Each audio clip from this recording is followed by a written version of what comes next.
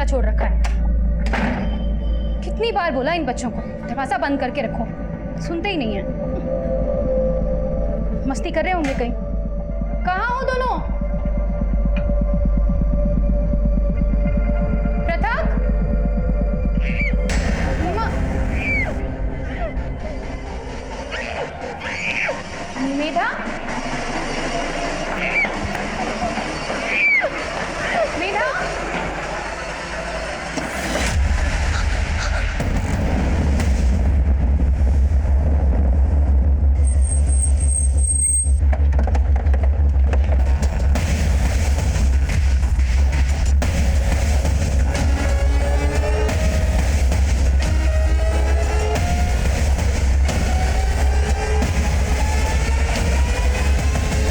जब ये हुआ तब मैं ऑफिस में था। मेरे बेटे ने फोन करके मुझे बताया। बेटा आपने पापा को फोन किया था?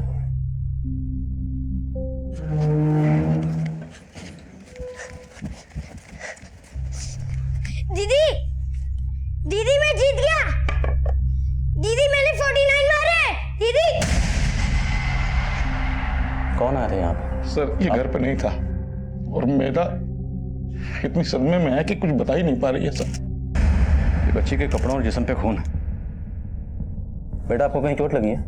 ये नहीं सर, इसे कोई चोट नहीं लगी। दरअसल ये अपनी माँ की लाश के साथ लिपट के रो रही थी तो खून वून लग गई। कोई लूट? नहीं सर, अभी तक ऐसा तो कुछ नहीं लगा। कौन कर सकता है ऐसा? आपको किसी पर शक है? कोई ऐसा जो ये कर सकता? कुछ समझ नहीं आ रहा साहब। सुनील जी, बच्ची को हॉस्पिटल लेके जाइए।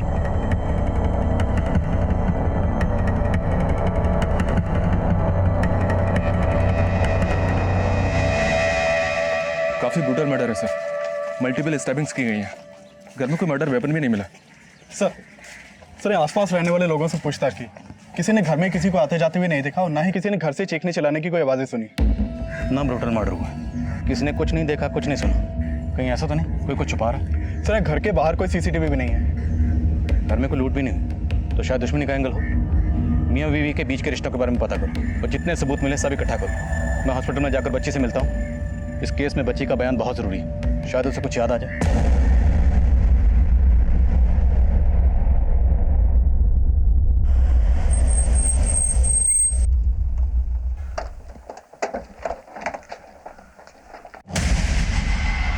ये क्या कह रहे हैं आप? ऐसा मत बोलिए, ऐसा कुछ नहीं हो सकता। डॉक्टर, बच्ची कैसी है? सर बच्ची के साथ रेप हुआ है।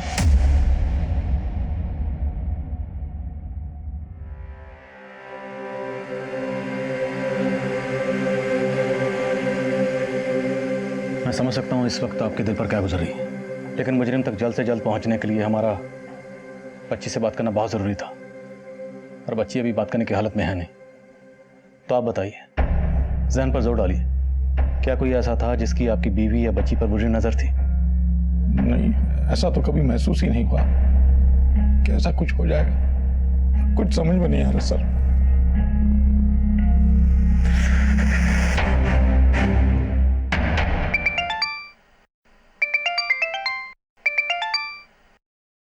हाँ शर्मा। सर रतन गैस एजेंसी की यूनिफॉर्म की एक शर्ट मिली है जिसपे खून लगा हुआ है।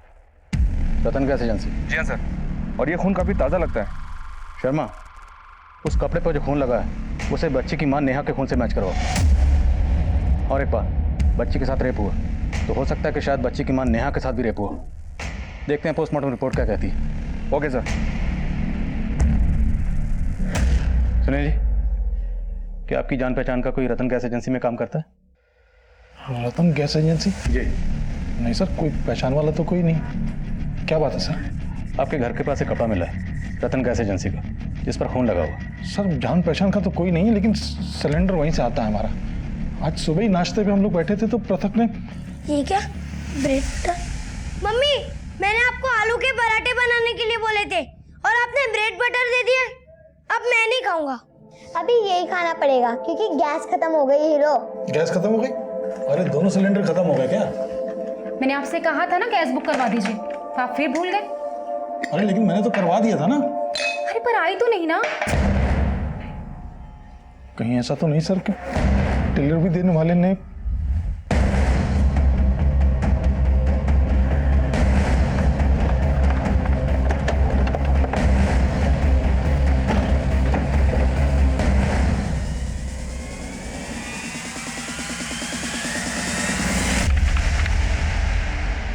हाँ सर, सुनील शर्मा का बुकिंग है।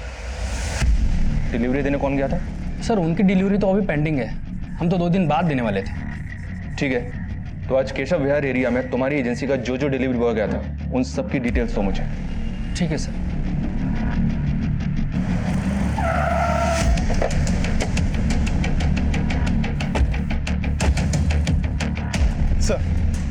सर शर्ट पे मिला ब्लड मेधा की मां के ब्लड से मैच करता है और हमने रतन गैस एजेंसी में काम करने वाले उन चारों लड़कों को उठा लिया है जो उस दिन केशव विहार और उसके आसपास के एरिया में डिलीवरी करने गए थे। सर चारों अंदर लॉकअप में हैं। तुम चारों में से सुनील शर्मा के घर कौन कौन गया था?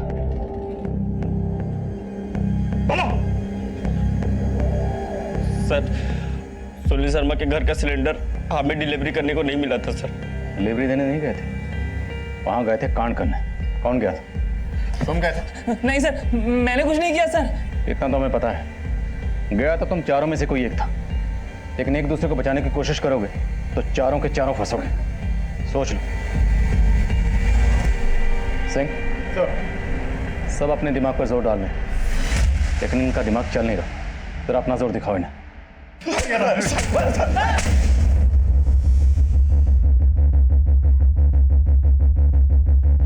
बेटा इनमें से कौन था? कोशिश करो पहचानने की।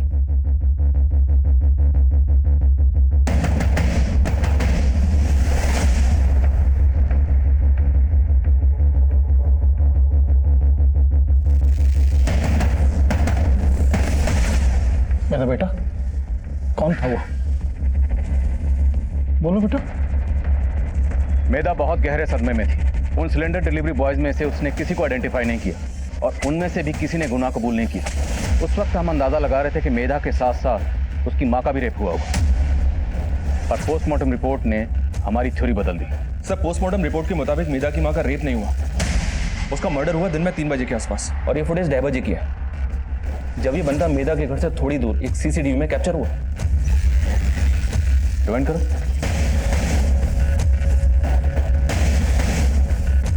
पॉज करो।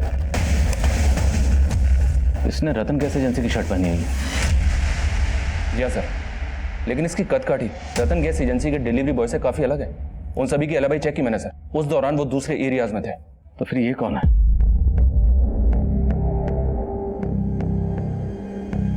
इसके जूते देखो, एकदम सफेद, साफ, neat and clean. Delivery boy के जूते कितने साफ। जी हाँ सर, और जूते काफी महंगे और ब्रांडेड भी लग रहे हैं। ऐसा भी तो हो सकता है सर, ये बंदा रतन गैस एजेंसी का हो ही नहीं, इसने पर्पसली उनका यूनिफॉर्म पहना मेधा के घर में घुसने के लिए। अगर ऐसा है तो ये जो भी है, ये जानता था कि मेधा के घर में सिलेंडर आने वाला है और इसी बहाने से उनके घर में घुसा होगा।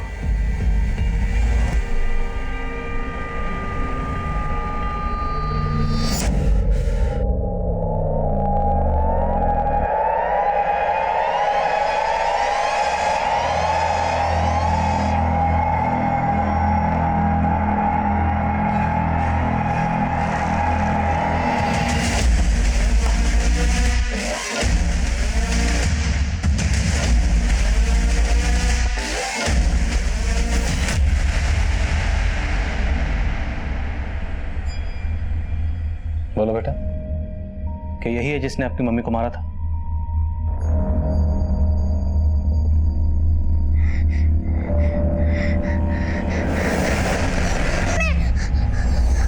मम्मी प्लीज आप लोग बाहर चले जाइए। Sister injection. मम्मी रिलैक्स बेटा, कुछ नहीं हुआ है, कुछ नहीं हुआ है। रिलैक्स रिलैक्स, कुछ नहीं हुआ है।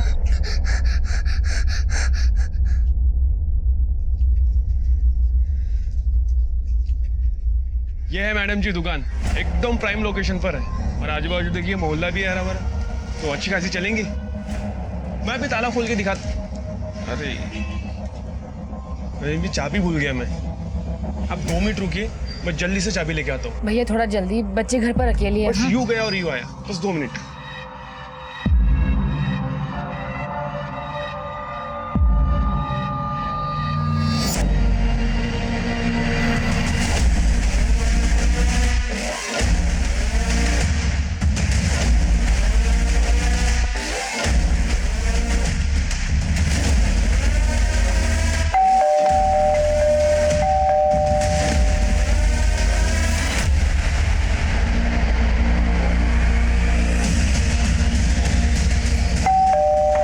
हाय मम्मी।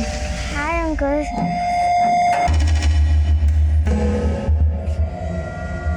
मम्मी कहाँ है? अरे बेटा, मम्मी आपकी दुकान देखकर मार्केट चलेगी, तो मैंने मुझसे कहा कि आपको उनके पास छोड़ दूं। चलो, मम्मी वेट कर रही है। हाँ चले, चलो। हाँ।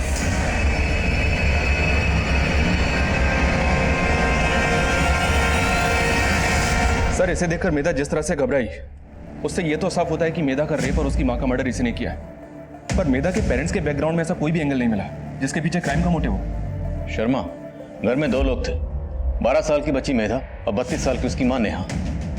लेकिन बच्ची का रेप होता है और उसकी माँ का मर्डर। कहीं ये कोई चाइल्ड मोलेस्टर तो नहीं?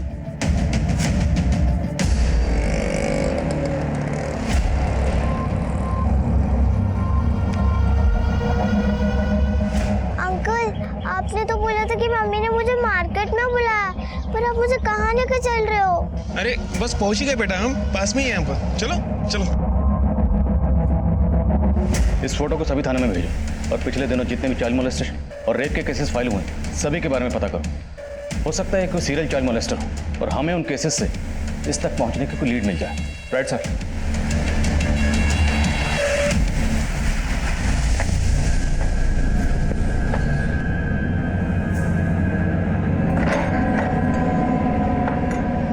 मुन्नी,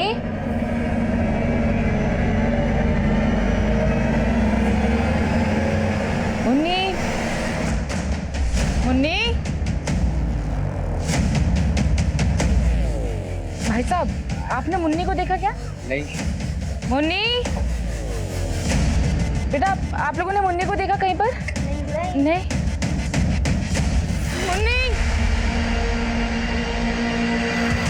अंकल, आप मुझे बेवकूफ बना रहे हो। यहाँ पे कहाँ है मार्केट? मैं जा रही हूँ।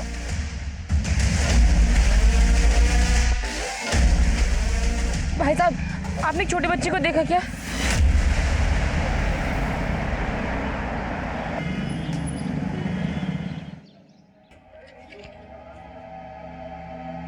सर, हमारी बच्ची मुन्नी। आराम से बताइए क्या हुआ? सर, हमारी बेटी मुन्नी, सर वो कहीं मिल नहीं रही है सर।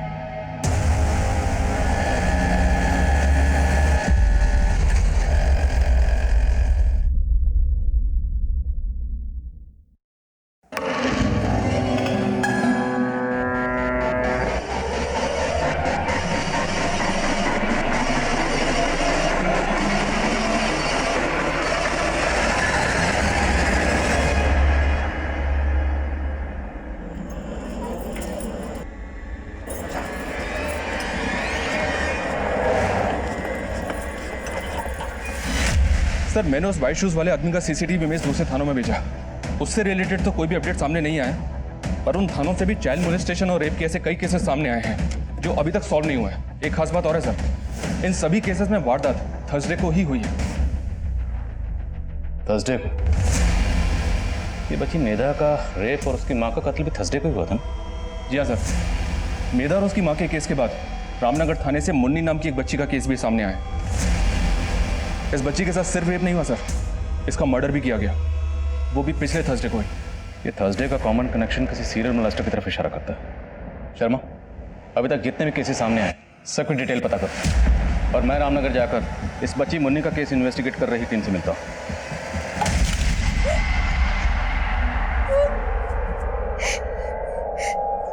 मेरे घर में मुझे क्यों बांध रखा? छोड़ दो ना मुझे, छोड़ दो प्लीज।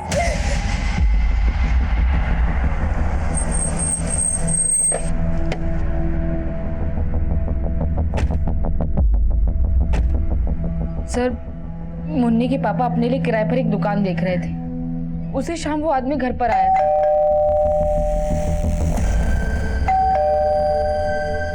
जी कहिए। उसने मुझे बोला कि मुन्नी के पापा ने उसको भेजा है और वो बिजी है तो मैं जाकर दुकान देख लूं। मुन्नी बेटा, मैं दुकान देखने के लिए जा रही हूँ, ठीक है? आप दरवाजा अच्छे से बंद कर लो, ठीक है? अभी आती हूँ मैं उसकी बातों में आ गई सर। घर लौटी तो देखा मुन्नी घर पर नहीं है और फिर मुन्नी के पापा ने बताया कि इन्होंने तो किसी को भेजा ही नहीं था। मुझे पक्का यकीन है सर कि उसी आदमी ने मेरी बच्ची के साथ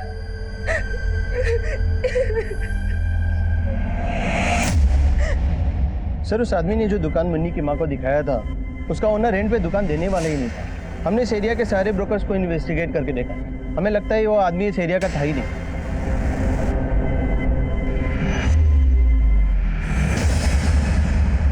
हाँ पापा, मैं ठीक हूँ। ऑफिस में है? नहीं पापा, आज छुट्टी की है। तबीयत तो ठीक है ना बेटा तेरी? हाँ पापा, मैं ठीक हूँ। मैं आपको बाद में फोन करती हूँ। ओके।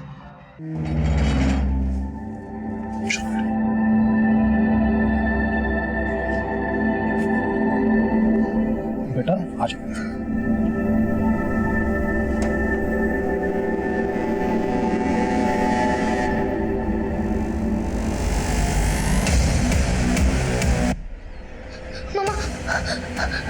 आ जाओ। नहीं बेटा, नहीं बेटा, कुछ नहीं हुआ, सब ठीक है। पापा है ना तुम्हारे साथ, हाँ? कोई नहीं, कुछ नहीं हुआ। आ जाओ।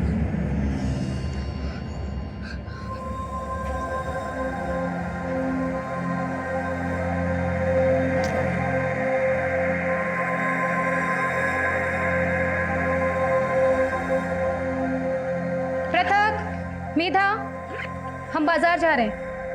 मेधा, सिलेंडर वाला आए तो पहले हमें फोन करना, ऐसे दरवाजा मत खोलना। और पृथक, दीदी को घर पे अकेला छोड़ के अभी खेलने मत चले जाना, ठीक है? चलो अब अच्छे से पढ़ाई करो, हम अभी आते हैं।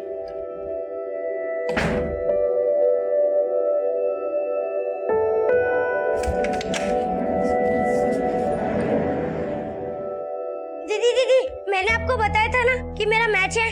मम्मी ने भी बाहर जाने से मना किया है ना।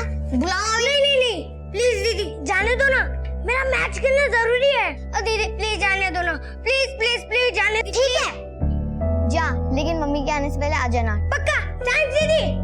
मम्मी को मत बताना। ठीक है, मम्मी के आने से पहले आ जाइयो। पृथक, सब मेरी गलती है पापा, मुझे नहीं जाना चाहिए था ना पापा। I am sorry.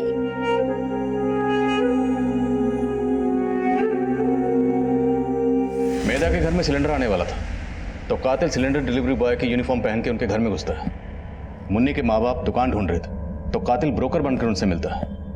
मतलब साफ है, कातिल जो भी है वो पहले फैमिली के बारे में जानकारी इकट्ठा करता है, उनके बारे में पता करता है, फिर उन्हें अपना टारगेट बनाता है। मोडस ऑपरेंडी सेम है तो शायद कातिल भी सेम ही हो। सर, मुन्नी की माँ ने उस आदमी का ये स्केच बनवाया था पर उसने ध्यान नहीं दिया कि इसने इसकी तरह व्हाइट शूज पहने थे या नहीं। और सर, दूसरे थानों से भी अलग अलग सीसीटीवी इमेजेस और स्केचेस सामने आए, सारे सस्पेक्ट अलग अलग दिखते हैं। आदमी एक नहीं लगता सर। तो तुम्हें लगता है कोई गैंग है जो थर्सडे को बच्चियों को अपना शिकार बनाता है? क्रिमिनल हमारी सोच से भी परे था। रेप और मोलेस्टेशन के 20 केसेस, सेम मोडस ऑपरेंडी, वारदात का दिन भी सेम, थर्सडे। पर अपराधी एक था या ये कोई गैंग था, ये उस वक्त हम समझ ही नहीं पा रहे थे। मुद्दा बेहद गंभीर था और इन सभी केसेस की सिमिलरिटीज को देखते हुए डीसीपी साहब ने इन सभी केसेस को इन्वेस्टिगेट कर रहे ऑफिसर्स की एक टीम बनाई जो मेरी अगुवाई में कंबाइंड मिशन पर थी। और अब तक जितने केसेस सामने आ चुके थे हमने सबको बारीकी से स्टडी करना शुरू किया। मेधा और मुन्नी की तरह कई बच्चों की मुस्कान छीन ली गई थी और हम विक्टिम्स की फैमिली से मिलकर हर तरह की जानकारी जुटा रहे थे। लेकिन कई फैमिलीज उस हादसे के बारे में फिर से कोई बात नहीं करना चाह रही थी। कई फैमिलीज हम पर ही अपना गुस्सा निकाल रही थी। उनका कहना था कि हमने अपना काम ठीक से नहीं किया, जो कि वाजिब भी था। रेप, मर्डर और मोलेस्टेशन के 20 से ज्यादा केसेस अनसॉल्व थे। अब हम पर एक बड़ी जिम्मेदारी थी, वो थी पब्लिक का भरोसा जीतना। आगे ऐसे अपराध ना हो, इसके लिए हम स्ट्रेटजीज बना रहे हैं। सिचुएशन पर कंट्रोल करने के लिए हमें हर गली मोहल्ले और स्कूल में जाकर टीचर, पेरेंट्स और गार्जियन से मिलना होगा। क्रिमिनल अलग अलग भेस में ट्रैवल कर रहा है, तो ऑटो रिक्शा वाले उसकी लीड देने में अहम रोल निभा सकते हैं। हमें किसी भी सूरत में क्रिमिनल तक पहुंचना है, उसके लिए चाहे हमें कुछ भी करना पड़े। Is that clear? Yes sir.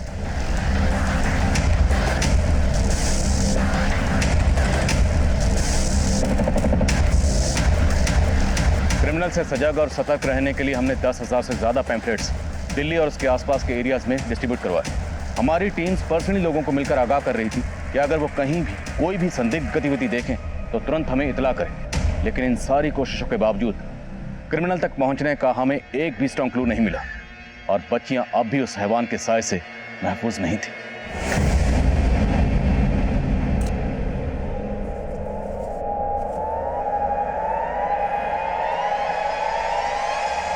मुझे बाथरूम जाना है। शर्मा, तुम्हें लगता है ये कोई गैंग है, लेकिन सारे क्राइम थोड़े थोड़े गैप के बाद हो रहे हैं। तो हो सकता है क्रिमिनल एक ही है जो एक जुर्म करने के बाद अपना हुलिया बदल लेता हो। लेकिन सर फिलहाल तो कुछ समझ में नहीं आ रहा है, ये एक है या एक से ज्यादा? अब इसे समझने के लिए हमें भी अपनी तहकीकात का तरीका बदलना होगा। क्रिमिनल विक्टिम को अपना टारगेट बनाने से पहले उसके बारे में सब कुछ पता करते हैं।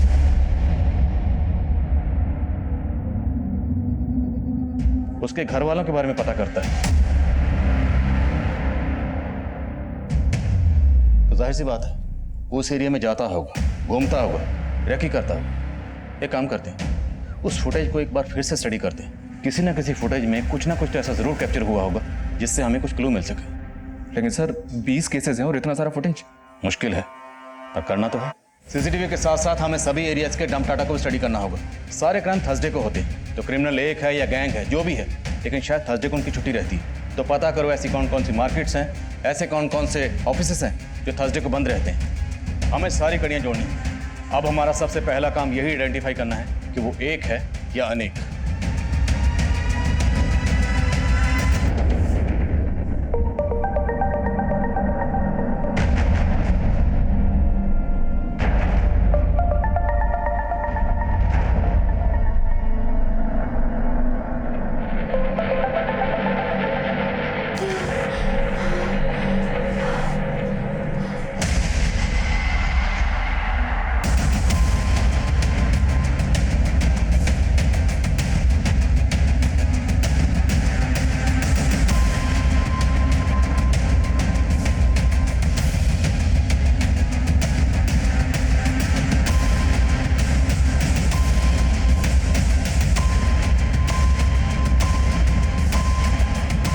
सर सभी 20 एरियाज के अलग अलग सीसीटीवी से 700 घंटे की फुटेज कलेक्ट की है। सभी एरियाज के डंप डेटा में तकरीबन 2 करोड़ नंबर है। दौड़भाग काफी करनी पड़ेगी सर।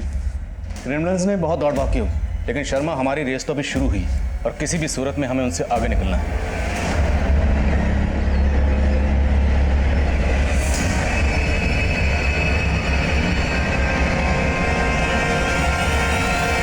अलीशा पुत्र, यहाँ क्या कर रही है? तेरे पापा का फोन आया, चल जल्दी कर जल्दी। हेलो पापा, मैंने गिफ्ट भेजा था, मिला आपको? हाँ बेटा मिला मुझे, और इसीलिए थैंक यू कहने के लिए मैंने तुम्हें फोन किया है। मुझे थैंक्स वैंक्स नहीं चाहिए, आप आ रहे हो ना मेरे बर्थडे पे? हाँ बेटा मैं आ रहा हूँ। दादी पापा मेरे बर्थडे पे आ रहे हैं। ये क्या बात है अलीशा, अलीशा के पापा बर्थडे पे आ रहे हैं? हाँ। थोड़ा बात कराओ। सत श्री अकाल वीर जी। सत श्री अकाल। अरे इस बार आ रहे हैं कि तुझे तो पता है कितना बिजी हूँ मैं यहाँ पर, और तुम और बेबी हो ना वहाँ अलीशा का ख्याल रखने के लिए। हाँ हाँ वीर जी, हम सब संभाल लेंगे। लो बात करोगी? हाँ। हेलो पापा, bye, I love you. I love you बेटा।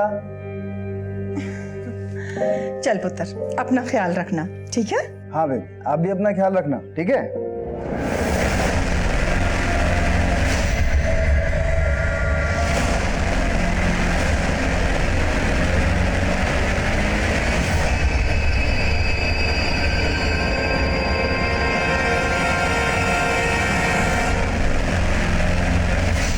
सर सभी 20 एरियाज की तकरीबन 700 घंटे की फुटेज में से हमने कुछ सेलेक्टेड क्लिप्स आइडेंटिफाई किए हैं।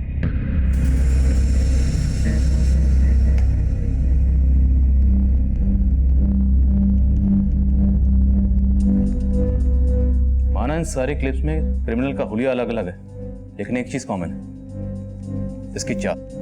ये जब भी चलता है तो इसका एक कंधा झुका हुआ होता है। सर इसका मतलब ये गैंग नहीं है, आदमी है क्यों? ये एक है तो इसे टारगेट करना मुश्किल नहीं होगा। जहाँ पे क्राइम हुए वहाँ के टम टाटा में कोई common number? Sir 2 crore number है और उनमें से कॉमन नंबर्स की छंटनी करना इतना आसान नहीं है। पर दिल्ली के उन मार्केट्स का और ऑफिसेस का पता चला है जो थर्सडे को बंद रहते हैं। वहाँ खबरियों को काम पर लगा दिया।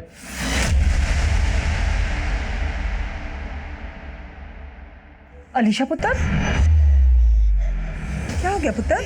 हाँ? अरे बोल तो सही, क्या क्या हो गया?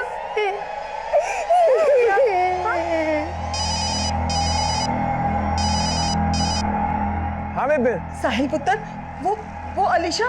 क्या हुआ बेबे? पुत्र मैं बाजार गई थी और बाजार से जब वापस आई तो बस अलीशा रोई जा रही है, कुछ बोल ही नहीं रही, कुछ बता ही नहीं रही है। अलीशा, अलीशा, अलीशा पुत्र, हेलो बेबे। अलीशा पुत्र, पुत्र आंखें खोल, पुत्र।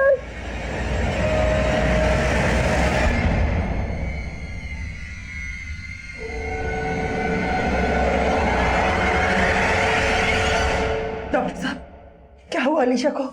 देखिए, अलीशा के साथ रेप हुआ है और हमें पुलिस को इन्फॉर्म करना पड़ेगा। सर सरस्वती विहार के क्लिनिक में एक बच्ची के रेप केस का मामला आया था, लेकिन बच्चे के घर वालों ने उसकी कंप्लेंट फाइल नहीं करवाई।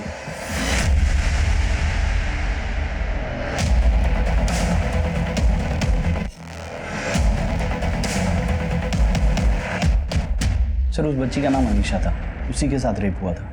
सर उनके फैमिली वाले को जब मैंने बताया कि उस बच्ची के साथ रेप हुआ है और हमें पुलिस को इन्फॉर्म करना पड़ेगा, तो वो लोग उसको साथ में लेके चले गए। नहीं डॉक्टर साहब, हमें पुलिस कंप्लेंट नहीं करती। मेरी बात समझ में। मैं आपके सामने हाथ जोड़ती हूँ। अगर ये बात घर से बाहर गई तो हम कहीं मुंह दिखाने के लायक नहीं बचेंगे। कहाँ रहती है फैमिली? सर मैं उनकी डिटेल्स तो नहीं ले पाया, लेकिन सर मैंने जब ये न्यूज़पेपर में मोलेस्टेशन का केस देखा तो मुझे लगा कि उस दिन ही आप लोगों को इन्फॉर्म कर देना चाहिए था। कब की बात है? सर 2 दिन पहले। 2 दिन पहले भी थर्सडे था, तो शायद ये वही क्रिमिनल है। ये क्राइम पे क्राइम किया जा रहा है और हम अब तक उस तक पहुंचने में नाकाम हैं। शर्मा, इस क्लिनिक के सीसीटीवी का फुटेज निकलो। वो फैमिली इसमें जरूर कैप्चर हुई होगी। पता लगाओ कि वो फैमिली कहाँ रहती है और उनकी बच्ची का रेप कहाँ हुआ था। हमारे इस फैमिली से मिलना बहुत जरूरी है, क्योंकि हो सकता है इस फैमिली के जरिए हमें उस क्रिमिनल तक पहुंचने को लीड मिले। Right sir. वीर जी, मैंने बेबे को कहा था कि पुलिस को इन्फॉर्म करने में कोई बुराई नहीं है, लेकिन बेबे ने तो मेरी सुनी ही नहीं। अरे तुम लोगों का दिमाग खराब हो गया क्या? फोन दो। गौतम पुत्र, तू अलीशा की बिल्कुल फिक्र मत कर। अरे कैसे फिक्र ना करूँ माँ, ये छोटी मोटी बात नहीं है। हमने पुलिस में इसलिए इन्फॉर्म नहीं किया क्योंकि लोगों को अगर पता चल जाएगा तो हमारी अलीशा का जीना हराम हो जाएगा। मुंह पे तो हमदर्दी करेंगे और पीठ पीछे हमारे बच्चे के ऊपर क्या बीतेगी ये कोई नहीं समझेगा, कोई नहीं समझेगा पुत्र। सर यही वो बच्ची है जिसकी कंप्लेंट दर्ज नहीं करवाई गई। क्लिनिक के आसपास के एरिया में पता किया, लेकिन पता नहीं चला कि इस बच्ची की फैमिली रहती कहाँ है। टम टाटा का क्या स्टेटस है? सर बहुत ज़्यादा है, टाइम लग रहा है। शर्मा, टाइम नहीं है हमारे पास। अगले हफ्ते फिर थर्सडे आएगा, फिर किसी बच्ची के साथ वारदात होगी। हमें इस वारदात को रोकना है। हम पूरी कोशिश कर रहे हैं सर। शर्मा, हमारी कोशिश कोई नहीं देखेगा, लोगों को रिजल्ट चाहिए। अब मैं कोई चांस नहीं ले सकता। अब मुझे ये क्रिमिनल किसी भी सूरत में अपने लॉकअप में चाहिए।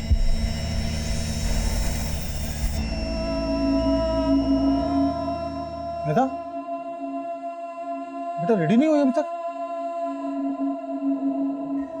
बेटा, अगर तू पूरे दिन घर पर रहेगी ना तो वो सब कभी भूल नहीं पाएगी। इसलिए बैग लगाओ अपना, यूनिफॉर्म पहनो और स्कूल चलो। दीदी, आपको पता है स्कूल में है ना अमरूद के पेड़ पर बहुत सारे अमरूद आ गए। आपको अमरूद पसंद है ना? चलो हम दोनों वहां पर जाके ना अमरूद तोड़ेंगे। दीदी प्लीज चलो ना, अगर आप नहीं चलोगे तो मैं भी नहीं चलूंगा। प्लीज चलो ना, please please please please.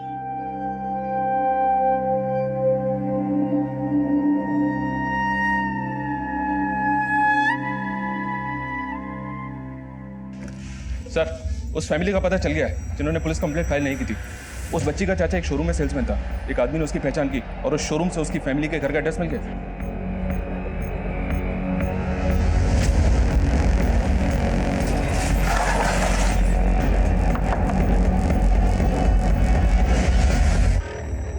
Alisha यहीं रहती? साहब हमने कहा ना, हमें कोई केस वेस नहीं करना है। देखिए, आपकी बच्ची के साथ जो भी हुआ, हमें पता है वो कितना सीरियस मैटर है, लेकिन जिसने भी ये किया है उसे उसके किए की सज़ा तो मिलनी ही चाहिए। और हम आपका कंसर्न समझते हैं, इसलिए हम वादा करते हैं हम इस मैटर को पब्लिक नहीं करेंगे। प्लीज़ हमारी मदद कीजिए।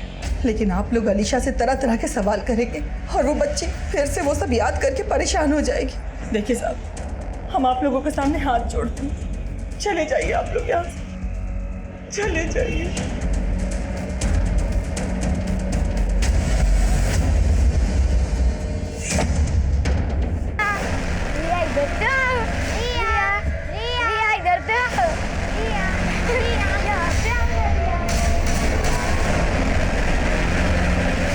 अम्मी आज थर्सडे तो मैं जल्दी नहीं आ पाऊंगा। जी ये अम्मी है कुछ मसला थर्सडे का, मैं बताऊंगा बाद में आपको। अल्लाह हाफिज। अरे गुप्ता, जब भी थर्सडे आता है ऐसा लगता है ये टेढ़ी चाल वाला फिर से मात ना दे दे हमको। अरे यार, मैं तो सबसे ज्यादा भरा हूँ। 700 घंटे की सीसीटीवी फुटेज और ये 2 करोड़ फोन नंबर्स का डंप डेटा। उसने जितनी हमारी रेल बनाई है ना, उससे ज्यादा उसकी रेल बनाएंगे। बस एक बार हाथ आ जाने दो। सर फाइनली डंप डेटा से हमें वो नंबर मिला है जो शायद इसका हो सकता है। जो नंबर सामने आया वो उन 4 एरियाज में कॉमन था जो उन बच्चियों के साथ रेप हुआ। वो नंबर फेक आईडी से लिया गया और उस वक्त बंद था। तफ्तीश के बाद पता चला कि वो नंबर ज्यादातर संत नगर एरिया में एक्टिव रहता था, तो हमने सोचा क्रिमिनल संत नगर एरिया का हो। हमारी एक टीम संत नगर एरिया में तैनात हो, 50 से ज्यादा पुलिस वाले अलग अलग भेस में संत नगर की गलियों में आम लोगों के बीच फैले हुए। हमने एक मैसेज ग्रुप भी बना रखा, लेकिन लगातार 10 दिन उस एरिया को स्कैन करने के बाद भी हमारे हाथ कुछ नहीं लगा।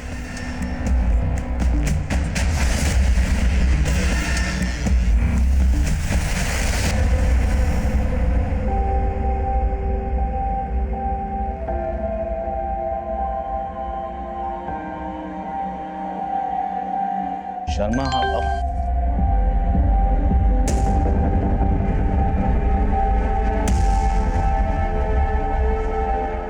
कांस्टेबल से कहो इसे एकदम से टारगेट ना करे, इस पर नजर रखे और कंफर्म करे कि ये वही है। हम थर्सडे तक इंतजार करेंगे, इसे रंगे हाथ पकड़ेंगे जब ये अगली वारदात करने की कोशिश करे।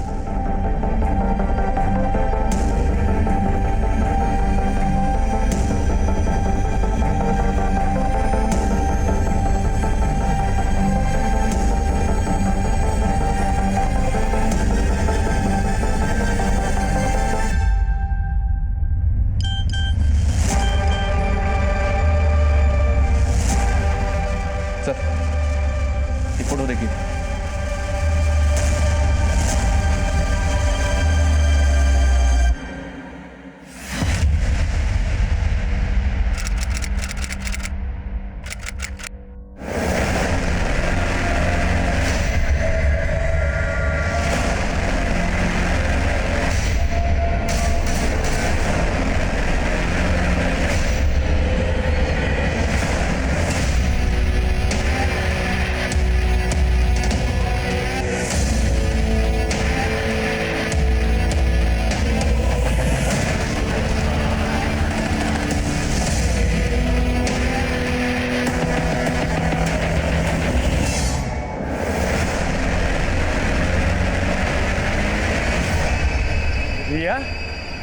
हाँ जी, आप कौन?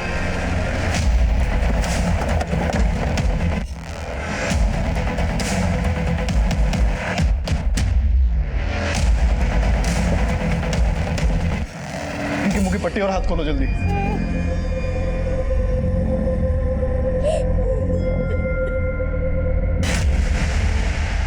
जब आपने उस गैस एजेंसी के यूनिफॉर्म और वाइट जूते के पोस्टर सर्कुलेट किए, मुझे तभी उस पर शक हो गया था, लेकिन तब श्योर नहीं थी।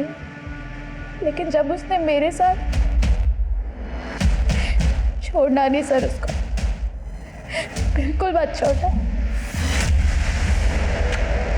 जाओ अलीशा को लेकर। अरे क्या कर रहे हैं सब? अरे आप कहाँ जा रही हैं? ये क्या है ये सब? ये क्या क्या कर रहे हैं आप? अलीशा को लेकर जाना है, उसका मेडिकल करवाना। सर मैं तो खुद ही पछता रही हूँ कि मैंने साहिल को अपना दोस्त समझा।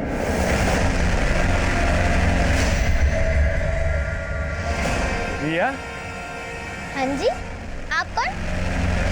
अरे रिया, मुझे नहीं पहचाना? अरे मैं तुमसे मिलने आया था ना, तुम्हारी मम्मी ने मुझे भेजा है यहाँ पर। वो तो मैं यहाँ से गुजर।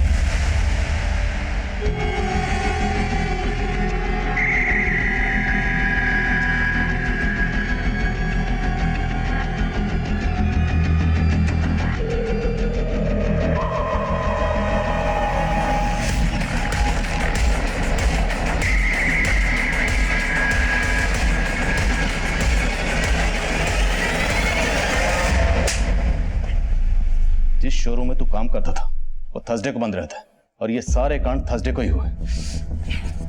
छोटी छोटी बच्चियों के साथ खुद की भतीजी को भी नहीं छोड़ा तूने।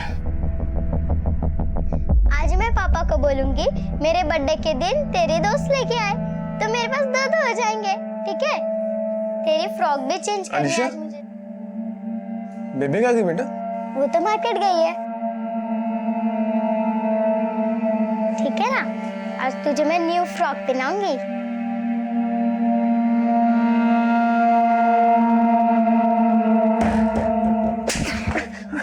तो अलीशा के साथ बहुत पहले से ही। नहीं सर, नहीं, वो जिस तरह से आप लोग मुझे ढूंढ रहे थे तो मैं बाहर कुछ कर नहीं पाया, इसलिए घर में ही।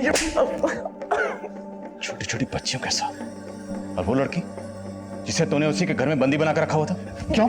नहीं सर, नहीं सर, उसके साथ कुछ नहीं किया। वो तो मेरी गर्लफ्रेंड है। गर्लफ्रेंड? तो उसे उसी के घर में बंदी बनाकर क्यों रखा हुआ था?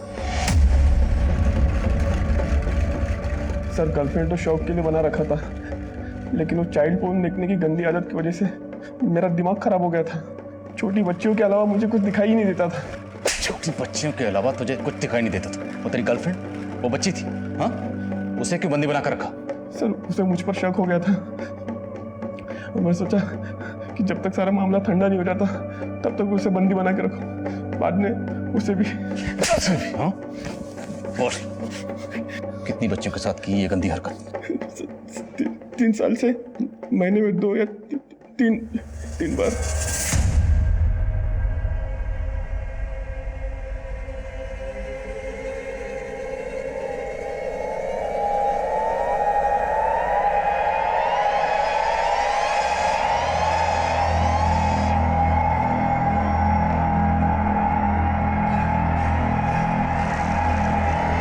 कितनी धुलाई करो कि इसकी चीखें मेरे कैबिन तक सुनाई देनी चाहिए। हमने मुजरिम को सजा दिलाकर उन बच्चियों और उनके घर वालों को इंसाफ तो दिला दिया, लेकिन जो दर्द, जो तकलीफ उन लोगों ने सही होगी उसे बयान करना मुश्किल होगा। हमने दिल्ली और उसके आसपास के एरियाज में हुए रेप के अनसॉल्व केसेस के डीएनए को साहिल के डीएनए से मैच करवाया तो पता चला साहिल 50 से ज्यादा बच्चियों के साथ रेप कर चुका था। ना सिर्फ रेप बल्कि 5 कत्ल भी कर चुका था। मुजरिम एक के बाद एक जुर्म को इसलिए अंजाम दे पाया क्योंकि वो आपके घर के बाहर रहते हुए भी आपके परिवार की हर जानकारी पर कान गड़ाए हुए था। वो रोजाना आपके आसपास रहकर इस जुर्म की दस्तक दे रहा था, लेकिन ना तो किसी को यह दस्तक दिखाई दी ना सुनाई दी, और इसलिए जुर्म होते रहे। और हैरानी की बात यह थी कि साहिल जो कर रहा था उसकी भनक उसकी माँ को भी थी, लेकिन उसने भी कभी इस दस्तक की तरफ गौर ही नहीं की, जिसका नतीजा ये निकला कि खुद उसकी भतीजी अलीशा भी उसकी हैवानियत का शिकार हो गई। कहते हैं कि अगर जिस्म के किसी हिस्से में जहर भर जाए और इलाज नामुमकिन हो तो इससे पहले कि वो जहर पूरे जिस्म में फैले और सवाल जिंदगी और मौत का बने तो जिस्म के उस हिस्से को बचाकर नहीं बल्कि काट कर अलग कर देना ही बेहतर होगा। अब मैं इंस्पेक्टर आदिल खान आपसे इजाजत लेता हूँ, फिर मिलेंगे एक नए केस के साथ। तब तक देखते रहिए क्राइम पेट्रोल दस्तक। मकसद बताना नहीं, बचाना है।